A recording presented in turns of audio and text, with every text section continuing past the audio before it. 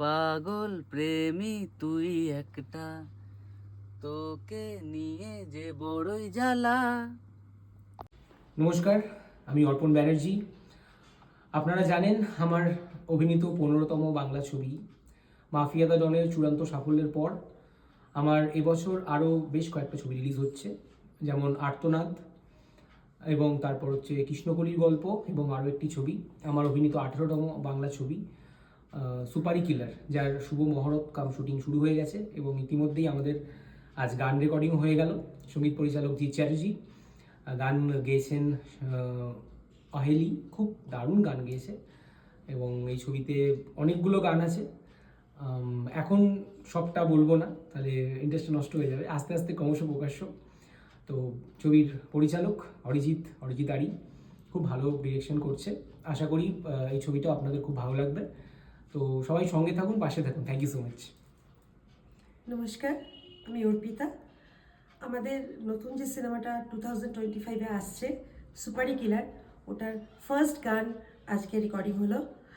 গানের পরিচালক আপনারা তো জানেনই, জিৎ চ্যাটার্জি। আর এই গানটা একটা ডান্সিং নাম্বার। তো এই গানটা যে গেয়েছে খুব সুন্দর গেয়েছে আহেলি, ভীষণ সুন্দর গেয়েছে। আর আমার মনে হয় এই গানটা মানে আপনারা যখন হলে এসে দেখবেন তখন আপনাদেরও একটা নাচতে ইচ্ছা করবে। নাচেরই গান, খুব ভালো লেগেছে। আজ আমাদেরও খুবই ভালো লাগছে যে আজ আমাদের নেক্সট মুভির মাফিয়া দ্য ডনের পরে নেক্সট মুভির ফার্স্ট গান রেকর্ডিং হয়ে গেল। তো আশা করি আপনাদেরও সবার খুব ভালো লাগবে গানটা। Thank you so much. নমস্কার, আমি Jeet Chatterjee. Mafia the Don ছবির চূড়ান্ত সাফল্যের পর আমরা পরবর্তী ছবি সুপারি কিলার, অর্পণদা এবং অর্পিতা দিয়ে অভিনীত ছবি, এই ছবিটা শ্রীনারায়ণা ফিল্মসের ব্যানারে এই ছবির প্রথম গান আজকে আমরা রেকর্ডিং করলাম। অহেলি খুব সুন্দর গানটা গেয়েছে।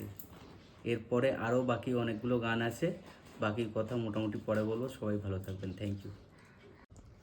নমস্কার, আমি আহেলি।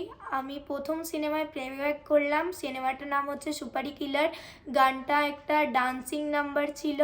এটার সঙ্গীত পরিচালক ছিল জিদ্দা। তার কম্পোজিশনে কাজ করে আমার খুবই ভালো লাগলো। যখন সিনেমাটা রিলিজ হবে তখন সবাই হলে গিয়ে অবশ্যই দেখবেন। Thank you.